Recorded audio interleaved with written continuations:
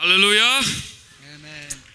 I welcome you all in the name of Jesus. Mwese mbahaye ikaze mu izina rya Yesu. We are very happy to be here. Turanezerewe kuba hano. Like it was said, my name is Pastor Ronnie Kolodziejski. Nkuko babivuze izina rye ni Ronnie Kolodziejski. My last name is like speaking in tongues. Izina rye rya nyuma ni nko kuvuga mu ndimi. You need a special anointing to say my last name. Ugomba kugira amavuta adasanzwe kugira ngo uvuge izina rye rya nyuma. Hallelujah. Amen. I'm from Poland, but I also spent 23 years in Canada before. Avuye mu gihugu cya Poland ariko amaze imyaka 23 muri Canada. I'm currently based in Poland where I do ministry, but I also travel all around the world. Ubu rero ari muri Poland ni hafite umurimo ariko agenda hirya no hino ku isi. We just finished our meetings in Cameroon. Bamaze igihe bakora ibiterane muri Cameroon. Now we're in Rwanda, and today we're actually going to Burundi. Rero bari mu Rwanda, ejo bazajya Burundi. With me is Pastor Thaddeus from Germany. Pastor Thaddeus. Pastor Thaddeus. Like the apostle Thaddeus. Undi Tadeo n'Umudage. He's from Germany. Avuye mu Budage.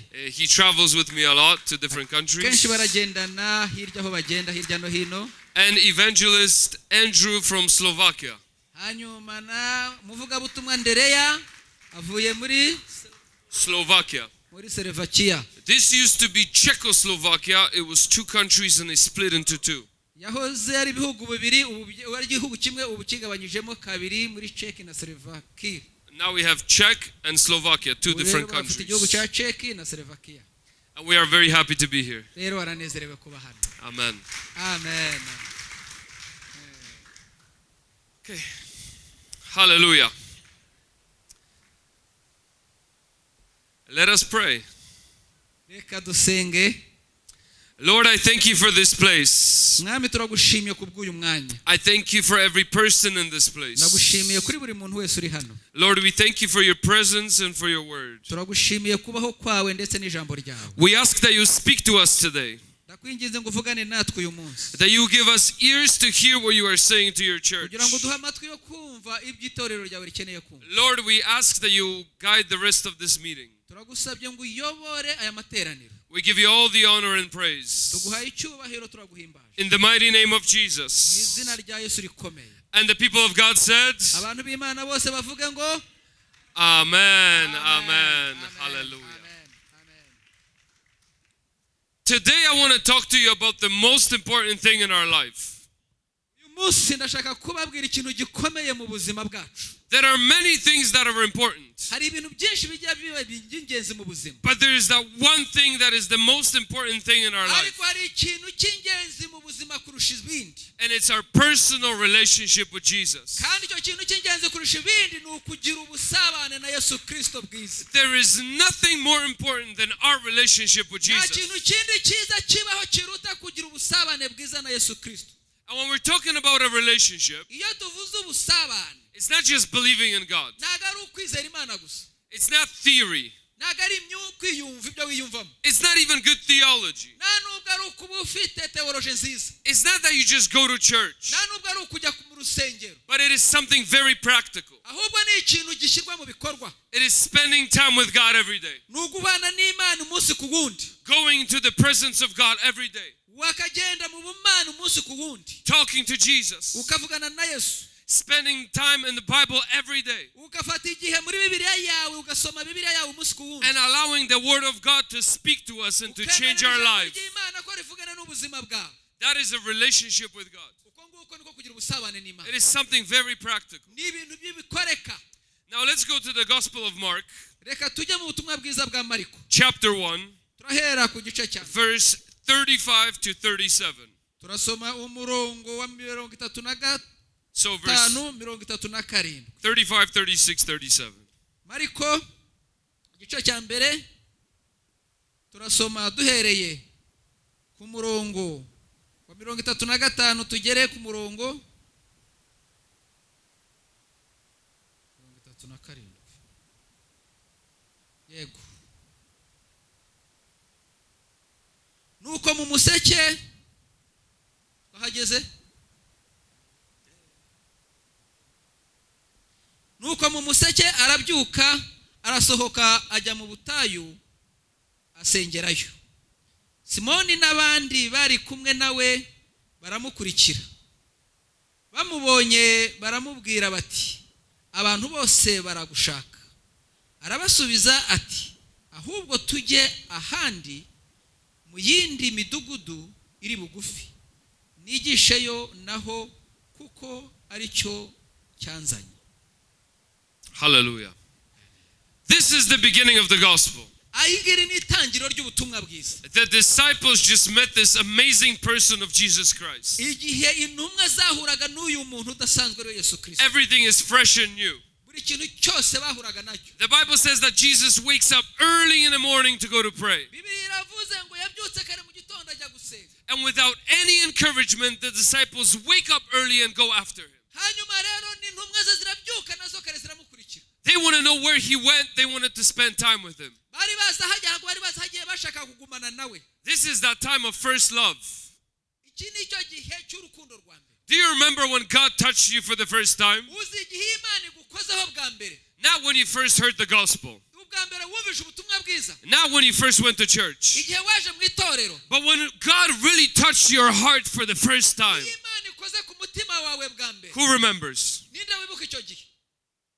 Only 4 people? I'm going to have to change the message.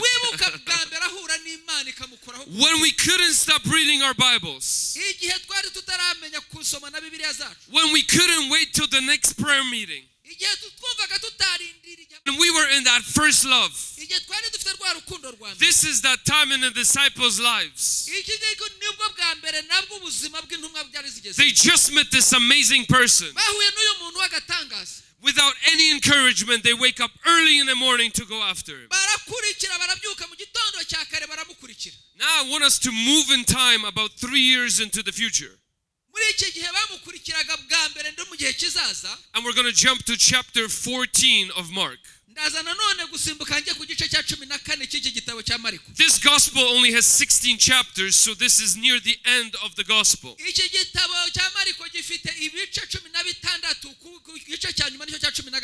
This is after 3 years of walking with Jesus. And this story is taking place in the Garden of Gethsemane right before Jesus' crucifixion.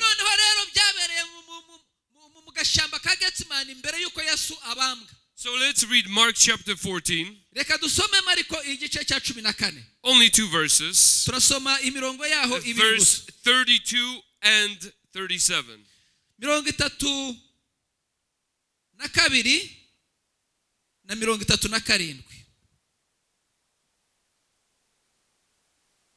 Okay.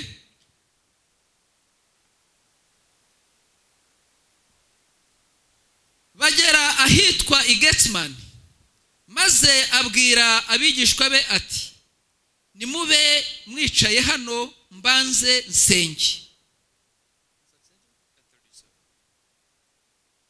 37. Araza asanga abigishwa be, abaza Petero ati, Simoni, urasinziriye?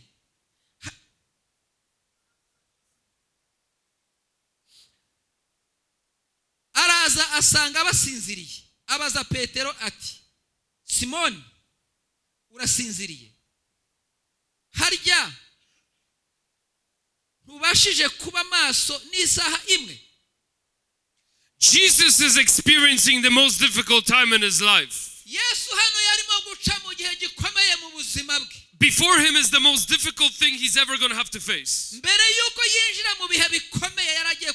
And in his most difficult time in his life, he's asking the disciples to sit and pray with him.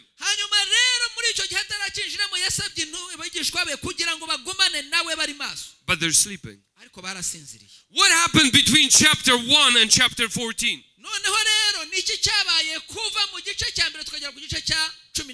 What happened over those few years of walking with Jesus? They used to wake up early in the morning without any encouragement.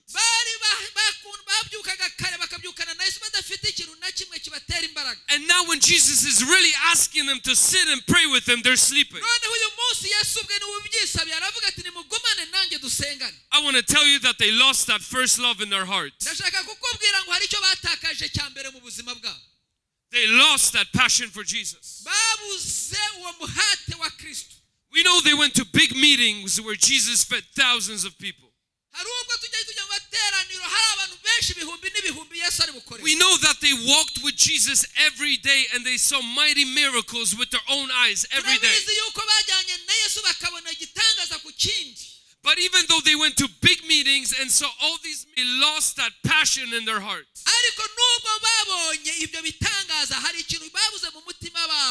I'm not saying Christians don't go to church anymore. I'm not saying we don't pray anymore. But how often we lose that fire in our hearts. How often we lose that first love. And our relationship with God is the most important thing in our life.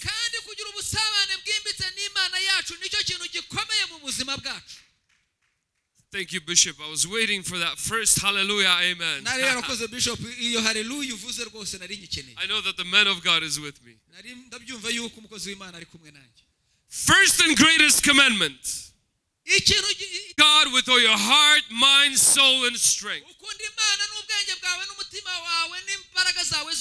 Jesus said it's the first and the greatest commandment. Notice it doesn't just say love God. It could have said that. No. It says love God with all your heart, mind, soul, and strength.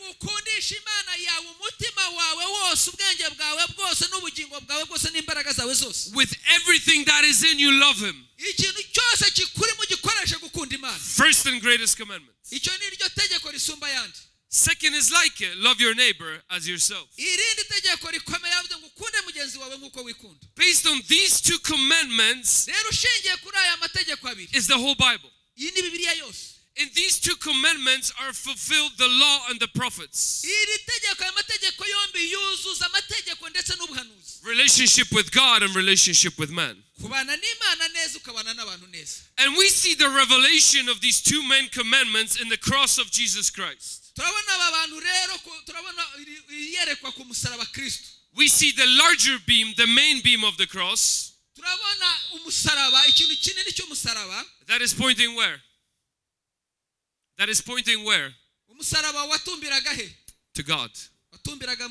And we see a second smaller one. That is pointing to the sides. Look to your left and right and tell me, who do you see?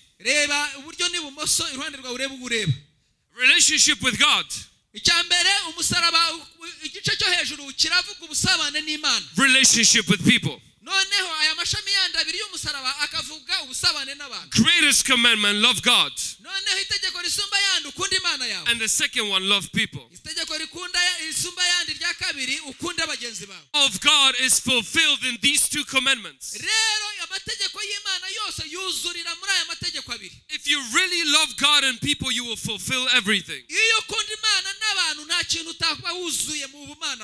But notice that it is the beam that represents the relationship with God that holds the cross together.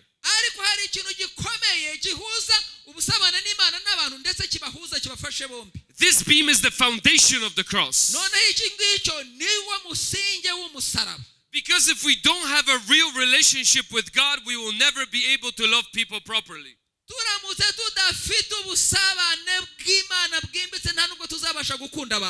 In Romans 5:5, the Bible says that the Holy Spirit poured out His love in our hearts.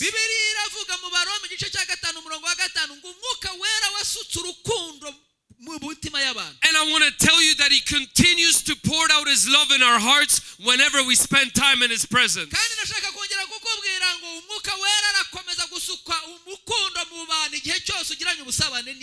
Only when we have a deep relationship with God and when we are filled by His love and His presence, then we can love people properly.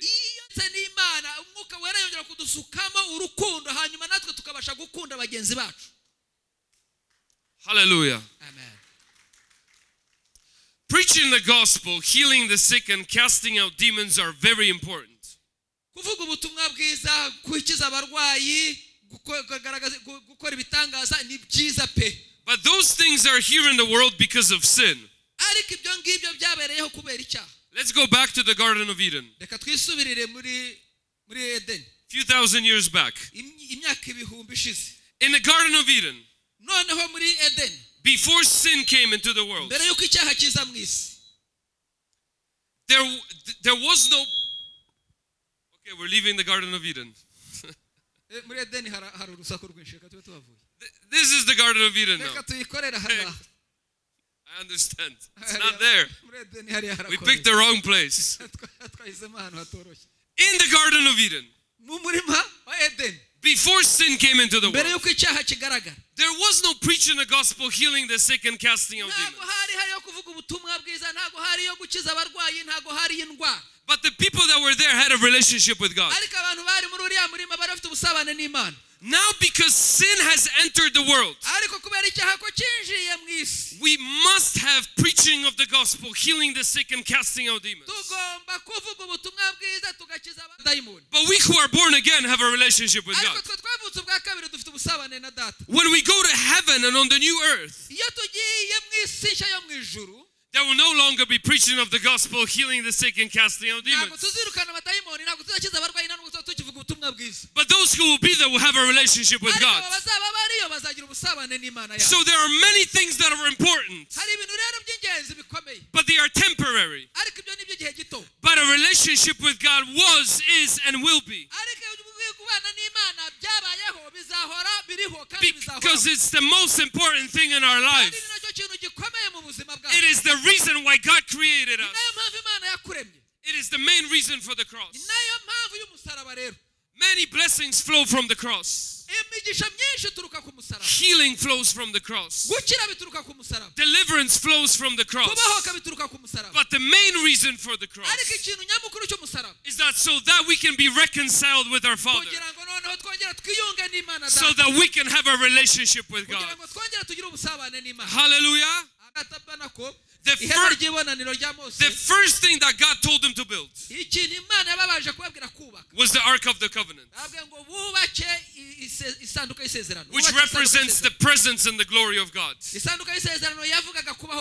And when they built the Ark of the Covenant, then they built everything else for the tabernacle of Moses. That shows us that first we need the presence of God in our life. And we build our whole life around the presence of God. Presence of God is not something that we add to our programs. The presence of God is the center of our lives.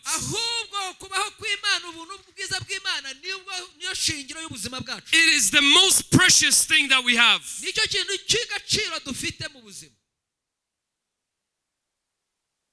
Did you ever wonder how come God doesn't speak to all of Kigali with an audible voice from heaven? Hello, people of Kigali.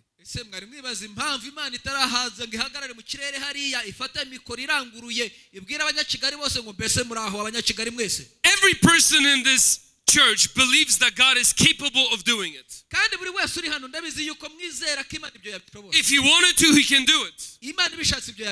But he does this very rarely. In the Bible, it only happened a few times when God spoke audibly from heaven.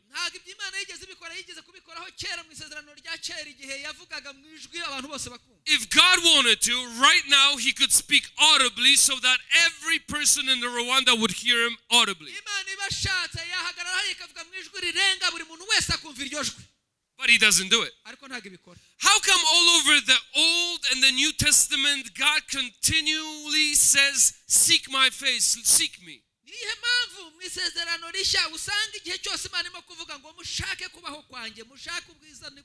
Why do we have to look for him? Why do we have to look for God? It is because his presence is the greatest treasure in the universe.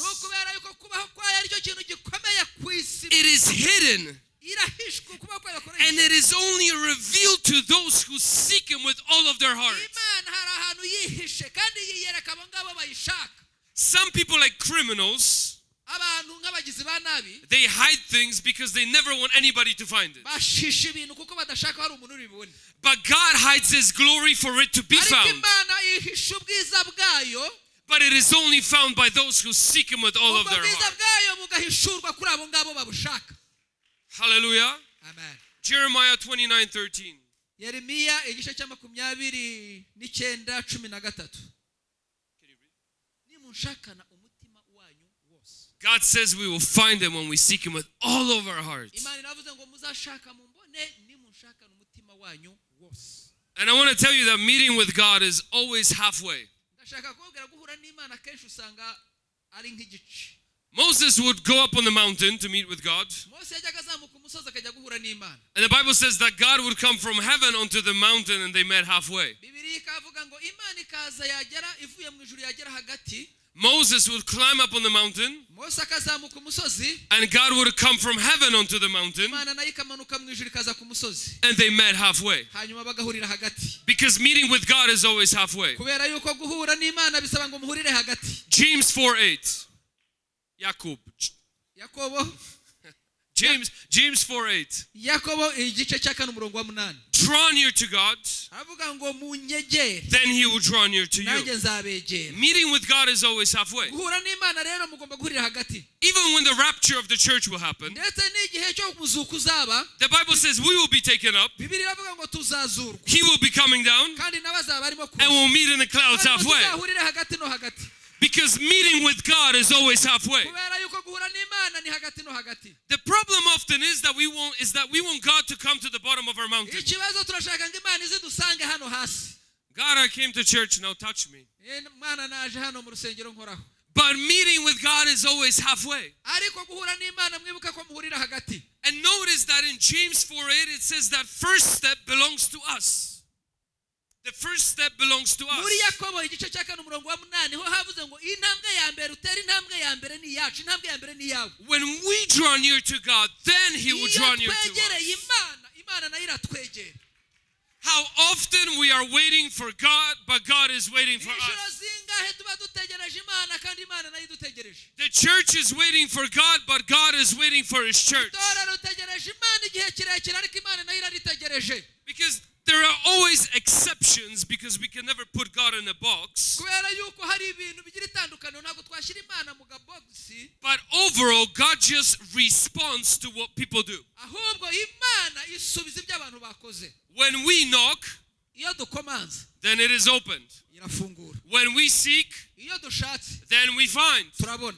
When we draw near to God, Iyo twegereye Imana then he draws near to nayo us. iratwegera. When we preach the gospel, Iyo tuvuze ubutumwa bwiza the Holy Spirit convicts of sin. Umwuka wera yemeza abantu. It's on the sick, Iyo turashyize ibiganza ku then the barwayi Holy Spirit heals. Umwuka w'Imana urakiza. God just responds to what we are doing. Imana isubiza ibyo wakoze. If you want more from God, Iyo wegereye Imana cyane. you gotta give more from yourself. Iyo wegereye uhaye Imana byinshi. We wait for God, but God is waiting for us. Igusubiza byinshi ntabwo ushobora gutegereza Imana kandi Imana nayo igutegereje. When we take steps of obedience, God stands behind those steps. Iyo dufashe intambwe yo kubaha Imana ishyigikira izo ntambwe. God stands behind those steps. Imana ishyigikira izo ntambwe. But if we don't have those steps, God has nothing to bless. Ariko iyo nta ntambwe uteye Imana ntabwo ifite ikiha umugisha. He has nothing to support. Nta kintu iri bushyigikire. Because we are not giving him anything to support. Kuko nta kintu twayihaye ngo igishyigikire. But when we start doing things, Ariko iyo dutangiye kugira icyo dukora. when we start doing ministry, Iyo dutangiye gukora umurimo w'Imana. when we start seeking the face of God, Iyo dushatse mu maso h'Imana. then God starts moving. Imana none itangira kujya ihaguruka ikagenda. Amen. And there is the face of God and the hand of God. Hanyuma rero hari isura y'Imana, mu maso h'Imana n'ikiganza cy'Imana. The face of God is a relationship with him. Mu maso h'Imana ni ubusabane. When the Bible talks about seeking the face of God, it's seeking a relationship with him. Iyo Bibiliya ivuga ngo mushake mu maso hanjye bivuga ngo mushake kubaho kw'Imana, ubusabane bwawe n'Imana. Coming to God just to be with him. Uze w'Imana ukuri. Just to talk to him. Uze uyibwire. Just to pour out my heart in front of him. Uze usuka umutima wawe wose. Just to know the heart of God. Uze usobanukirwe umutima umutima w'Imana. Just to know Jesus more. Kugira ngo umenye Yesu Kristo byimbitse. That is seeking the face of God. Uko niko gushaka mu maso h'Imana. There's also the hand of God. Hanyuma rero hari ikiganza cy'Imana. The hand of God is anything that God is doing. Ikiganza cy'Imana cyo kuboko kw'Imana n'ibyo Imana birimo gukora. Miracles are the hand of God. Itangaza n'ikiganza cy'Imana n'ukuboko kw'Imana. Breakthrough and financial provision is the hand of God. Kubona hari ibyo ukora bikakubera byiza ni ikiganza cy'Imana. Because that is something that He is doing. Kuko ibyo ngibyo n'Imana birimo gukora. And the mistake that we often make igikosa tugikunda kujya dukora is that we seek more the hand of God than the face of God. kenshi tujya gushaka ikiganza cy'Imana kurusha mu maso h'Imana. So our prayers look like this. Dore isengesho ryacu tugasanga riteye We gutya. come to God. Twaje ku Mana. God, I need more anointing. Mana ndashaka ibi n'ibi. I need a new job. Ndashaka akazi keza. I need more money. Ndashaka amafaranga menshi. I need healing in my body. Ndashaka ngize. And those things are okay. Ibyo bintu uvuga kandi ni ukuri pe. It is biblical to ask for things. Ndetse ibyo bintu ni Bibiliya irabyemera. But it is not good to seek more the things that God can give us than God Himself. Rero ntabwo ari byiza gushaka ibyo Imana yagukorera kurusha gushaka Imana ubwayo. And sometimes our prayers is just looking at the hand of God. Rero akenshi ugasanga turimo kureba mu kiganza cy'Imana gusa. It's okay to ask for things. Nta kibazo ibyo kubisaba ntacyo bitwaye. Don't misunderstand me. Nimunyumve nabi ngo ni bibi. But the face of God is more important than the hand of God. Ushatse mu bwaso h'Imana ni ingenzi kurusha ikiganza cyayo. And I'll give you a revelation. Ndaza kubahira iyerekwa. If you're walking with Jesus Iyo ugendana na Yesu. and you're investing in that relationship Hanyuma ubusabane ukabukomeza. and you walk with Jesus, Ukajyana na Yesu. His hand will come automatically. Ikiganza cy'Imana kizakuzaho automatic. Because where Jesus is, that's where breakthrough happens. Kubera yuko Yesu So deep in the presence of God that His face would shine. Mose yinjiraga akinjira cyane imbere mu bwiza bw'Imana. Our faces are not shining today. Uyu munsi isura yacu ishobora kuba itarimo That means there is more. Hano ukuvuga ngo hari ibintu That means we can go deeper. dukomeje imbere tukinjira Don't stop at the measure of the presence that you are experiencing. ntugarukire aho ngaho uhura n'Imana aho ngaho hafi aho. Go deeper in the presence of God. ahubwo injira mu kubaho kw'Imana cyane. And this is what we need in this country. iki rero nicyo dukeneye muri iki gihugu. We need the glory of God. dukeneye icyubahiro cy'Imana. When I say the glory, I mean a greater measure of His presence. iyo tubona ubwiza bw'Imana nibwo bugaragaza kubaho kw'Imana. Because good preaching will not change this country. kubera yuko kubwiriza neza ntabwo bizahindura iki gihugu. Good music will not change this country. abaririmbyi beza ntibazigera bahindura igihugu. But when the glory of God comes, ariko ubwiza bw'Imana nibuze it can change everything. buzahindura buri kintu cyose. The glory of God can do in 5 minutes what we do in 3 months. ubwiza bw'Imana bwahindura ikintu mu minota 3 dushobora gukorera amezi arenga 3. One moment in the glory of God can change your uhura life. n'Imana rimwe gusa. Hallelujah. Amen. The non-biblical word is that we sometimes use or Shekinah. ikintu tujye tuvuga muri Bibiliya ijambo rya Bibiliya rijya rivuga kubaho ubwiza bw'Imana cyangwa kubaho kw'Imana cyubahiro cy'Imana babyita Shekina. The Bible uses the word kavod.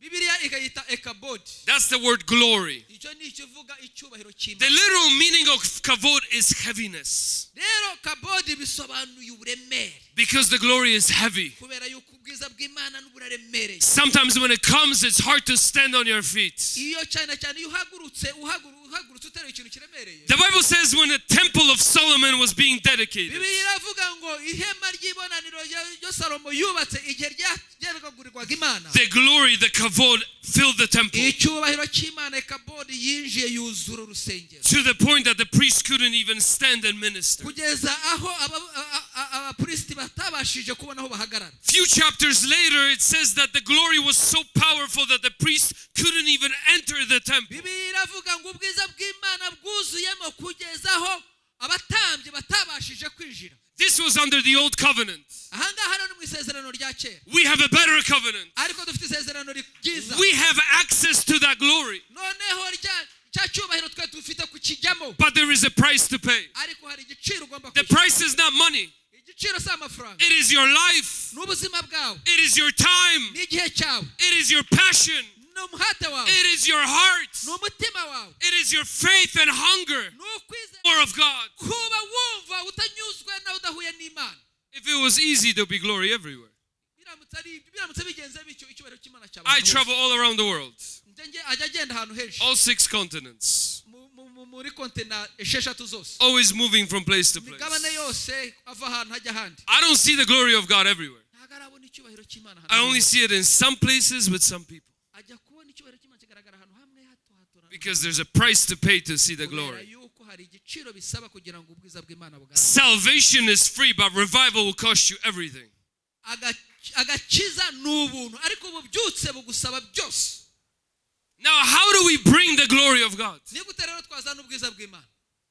First of all, we have to come with humility. akenshi tubanza kwicisha bugufi. God gives grace to the humble and he resists the proud. Imana igirira ubuntu abicishije bugufi ikanga bishyira hejuru. So we have to humble ourselves before God. ugomba rero kwicisha bugufi imbere y'Imana. We have to come with repentance. ugomba kandi nanone kuza wihana. Repentance is not something that we do once. kwihana ntabwo ari ikintu gikorwa rimwe. Repentance is a lifestyle. kwihana ni ubuzima. But for the small ones too. ntabwo twihana ku bintu binini ibyaha binini twakoze ndetse na twa dutoya. We need to live in holiness to see the glory of God. tugomba kubaho ubuzima bwejejwe kugira ngo tubone icyubahiro cy'Imana. The New Testament says without holiness nobody will see the Lord. ndetse Bibiliya iravuga ngo abatejejwe ntibazigera babona Imana. The Gospel of Matthew says in the 5th chapter, those of a pure heart will see God. Bibiliya iravuga muri Matayo igice cya 5 ngo abo bafite imitima iboneye bazabona Imana. If we're living in sin, we will never see the glory. nububa mu byaha ntuzigera ubona icyubahiro cy'Imana. We need to come expecting with hunger. tugomba kuza hari icyo dukeneye kandi dushonzeye. Not that I'm just coming to another church service. atari ukuvuga ngo amateraniro arageze reka ngende. They're going to preach, there's going to be some music, baraza kuririmba baraza kwigisha ibyo. and we're going to go home. turaza no gutaha mu kandi. No, coming expecting. uzajya uza ufite icyo ushaka. I believe the men of God's going to speak a word into my life. Ndizera yuko abakozi b'Imana bazajya bavuga ijambo ku buzima bwawe. God, I'm expecting that you're going to do something powerful in my life. uvuga uti Imana uyu munsi ndizera yuko God, I am hungry. ndashonje. I am desperate. ndetse ndayifite inyota n'inzara. You know what desperation looks like? ese uzi iyo usonze ikintu cyane. Desperation says, God, I'm not leaving this church until you touch me in a new way. naho ugera ukavuga ngo sindi buvaho udakoze iki ngiki. God, I'm going to continue to pray until you touch me. ntabwo ndi bureke gusenga udafashe ku buzima bwawe. I don't want to be in the same place spiritually anymore. ntabwo nshaka kuguma ndi gutya mu buryo bw'umwuka. God, I want to experience your glory. uko nguko niko ndashaka kugira ngo mbone icyubahiro cyawe. We need hunger and desperation. ugomba kubigirira inzara. We need to also focus on God. kandi ugomba gutumbira Imana. We can't be singing thinking about other things. ntabwo dushobora kuza gusenga dutekereza ibindi bintu. Everybody here knows what I'm talking about. buri wese arabizi ibyo ndimo kuvuga. Praise Jesus. Yesu shimwe. What am I going to eat today? umunsi ndarya iki ariko. What am I going to do tomorrow? uzakora ibiki. Oh, I put the wrong shoes on today. But praise Jesus. ariko Yesu nagushimwe. But my mind is somewhere else. ariko ubwenge bwawe buri kure. You know, we worship what we are focused on. uri ubizi yuko ugomba kuramya hari utumbiriye. You know, there's a verse that talks about this. There's a verse that talks about hari this. icyanditswe kibivugaho. They worship me with their lips, but their heart is far away from me. bavuga ngo bamvugisha akanwa ariko imitima iri kure. You know that verse? icyo cyanditswe murakizi. How many times that's us in church? ni ryari ibyo ngibyo biba mu itorero. We're singing to Jesus, but we're not even focused on him. tugasirimbira Kristo tukaririmbira. In that moment, you worship what you are focused on. muri icyo gihe bya bindi utekereza nibyo burimo kuramya. Because God doesn't look at your lips, He looks at your heart. kuko Imana ntabwo ireba iminwa ivuga ireba umutima usohora ibyo uvuga. To God, the most important thing is our heart. ikintu gikomeye ku Mana ni umutima. And some people spend more time preparing their clothes before church than preparing their heart. abantu benshi mumara igihe kinini mutunganya imyenda mu mwanya wo gutunganya imitima. It's good to look nice. ni byiza kwambara We neza. want to look nice. twese dushaka kwambara But we neza. should spend more time preparing our heart than preparing our ufata clothes. umwanya utunganya umutima wo gutunganya imyenda. yego. So when we do all these things, iyo dukora biriya rero. when we are hungry, iyo dushonje. when we are focused, iyo dutumbiriye. when we come in with holiness, iyo twinjiye twejeje. with humility, twicishije bugufi. with hunger, dufite inzara. and we seek God, kandi tugashaka Imana. not just one day, atari umunsi but umwe. every day we seek God. ariko umunsi buri gihe We tugashaka continue Imana. to build that well. tugakomeza To dig that kubaka well. ubuzima tugacukura ayo We mariba. start creating an atmosphere that is pleasing God. tugatangira kubaka ikirere kidukikije kinezeza Imana. And God starts coming in a greater way into that Imana place. igatangira kuza mu buryo bukomeye cyane aho hantu turi. Because we know that God is everywhere. kuko turabizi Imana ibera hose icyarimwe. But we are talking about a manifestation of His presence. ariko turavuga levels of manifestation. kandi hari ukuntu Imana yigaragaza mu byiciro. You can feel it a little bit, Ushobora kumva gakeya, a little bit more, ukongera ukayumva or it can come in a powerful way. cyangwa ikaza mu buryo noneho bukomeye. And this is what we need in the church. Ibyo rero nibyo dukeneye mu matorero We yacu. need the glory of God. Dukeneye icyubahiro cy'Imana. And as the church, we are responsible to bring heaven down to earth. kandi rero twebwe nk'itorero ni twebwe dushinzwe kumanura ijuru rikaza mu It itorero. is our responsibility to bring down the glory of God through our praises. inshingano zacu kumanura icyubahiro cy'Imana hagati muri twe. If the church doesn't do it, I don't know who will. niba itorero ritabikoze sinzi uzabikora. Not the Muslims. ntabwo nzi ko abasilamu babibasha. We are responsible to bring heaven down to earth. ni twebwe dukwiye kuzamura kumanura ijuru rikaza no ku isi. So that when unbelievers come into the church, noneho abatizera baza mu rusengero they step into that glory bakinjira muri cya cyubahiro that the cy'Imana. church brought down, noneho ijuru rikamanuka and they repent of their sins. bakihana mu byaha byabo. Make a decision today. hitamo uyu Can munsi. somebody play? Can somebody play? ninde wari uri kuri gitari akadufasha? Something, Keyboard. something.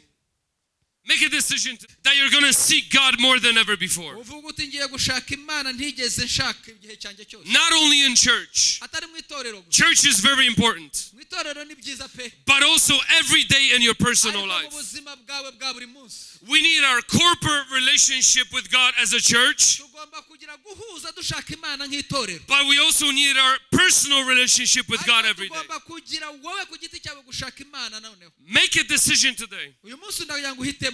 that I'm going to seek God more than ever before. uvuga uti ngiye gushaka Imana mu buryo ntigeze nyishaka. Say to God today, ubwire Imana uti uyu munsi. God, what if we have beautiful buildings ese dufite inyubako nziza, and good preaching dufite abigisha beza, and good music dufite indirimbo nziza, and nice clothes kwambara neza, without the Holy Spirit? ariko tudafite mwuka wera?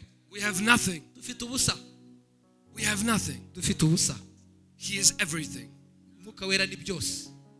He doesn't come when we casually seek Him like this. ntabwo rero mwuka wera apfa kuza iyo wizi uko wishakiye. He doesn't answer that. ntabwo asubiza bene ibyo. He looks at the heart. areba mu mutima. And the Holy Spirit is moving today. mwuka wera akagenda uyu munsi. And He's looking for open hearts. akareba umutima ufunguye. He's looking for hunger. arashaka umutima He ushonje. says, I see that one. akavuga ati nawe I see that hunger. uyu we nawe ubonye. I answer that iyo hunger. ndagisubiza rwose. I see that faith. iki nakibonye. Stir up that faith today. nabonye kwizera k'uriya muntu. And if you don't have hunger in your life, niba udafite gusonza mu buzima bwawe, I'll tell you how to get hunger. ndakubwira ukuntu uri bugire inzara. If you eat physical food, you don't want to eat anymore. iyo uhaze ntabwo ukenera kurya. But with the spiritual food, it's the total opposite. ariko rero ibyo kurya mu buryo bw'umwuka birahindura ibintu byose. If you don't have hunger, you have to start forcing yourself to feed yourself spiritually. iyo ufite umwuka we iyo umwuka w'Imana wawe akurimo aguforusa gushaka kurya umwuka w'Imana kugira mwinshi. And when you start reading the Bible, iyo usomye Bibiliya, when you start spending time in the presence of God, ugatangira kubana n'Imana igihe more hunger will start coming to your life. inzara iriyongera. More hunger will start coming to your inzara life. irakomeza ikiyongera mu buzima bwawe bwo gushaka Imana. Let us go into deep worship. reka iyo tugiye mu kuramya cyane tukinjira Just for a few minutes. iminota mike. Let's stand up reka turamye Imana n'abaririmbyi and batambuka. really focus on Jesus. abaririmbyi batambuka udutumbire Yesu Kristo. I only have one thing that I ask of you. abaririmbyi mutambukeho imbere.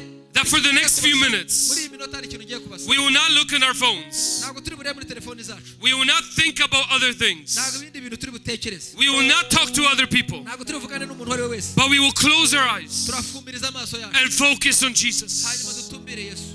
Maybe some people need to repent because they neglected that relationship in their life. wenda hari umuntu uri buta kuri uko nguko gusabana n'Imana. It is good time to repent now. iki ni igihe cyo kwihana. If you have other sin, it's good to repent now. niba hari ikindi cyaha wiyumvamo ni igihe cyo kwihana wihana. You will not see the glory if you don't ntabwo repent. ushobora kwakira ubwiza bw'Imana utihana. If you need to forgive someone, do it now niba hari umuntu ukeneye kubabarira mubabarire nonaha. so that you can be ready for the glory. kugira ngo witegure ubwiza bw'Imana So kukumanukira. for the next few minutes, mu minota mikeya let's start praying and worshiping. reka dusenge barimo kuramya. Don't look at other people. ntugire umuntu urabona. Because if you focus on people, you miss kuko Jesus. nuza gutumbira abantu uraza Yesu araguhitaho. Focus on Jesus. rero tumbira Yesu. Lift up your hands. zamura amaboko yawe. Close your eyes. kumiriza ku maso yawe. And give Him everything. hanyuma umuhe byose. Love Him with all your heart, mind, soul, and Byose strength. by'umutima wawe by'ubugingo ubugingo bwawe bwose. Tell him how much you need him. Mubwira uburyo umukeneye. Tell him how much you love him. Bwira Yesu uburyo umukunda. And let's go into deep worship now. Reka turamye Imana aka kanya. And everybody, for the next few minutes, worship God. Iminota tugiye kuramya Imana. Let's go deep. Reka twinjire cyane. Hallelujah. Amen. Ndakwiringiye Yesu bojawe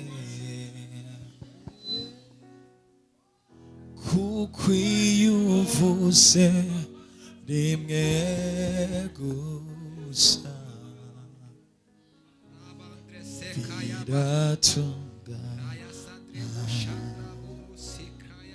Oh, ndakwiringiye Yesu nizeye ijambo ryawe kukwiyuvuze rimwe gusa biratungana. Oh, ndakwiringiye Yesu twizeye ijambo ryawe kukwiyuvuze rimwe gusa biratungana.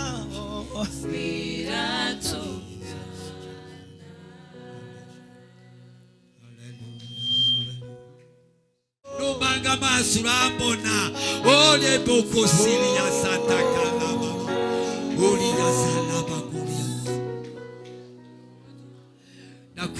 ndakwiringiye Yesu ayo n'amagambo yo nayo twizeye wasiriye ijambo ryawe twizeye ijambo ryawe kukwiyuvuze rimwe biratungana.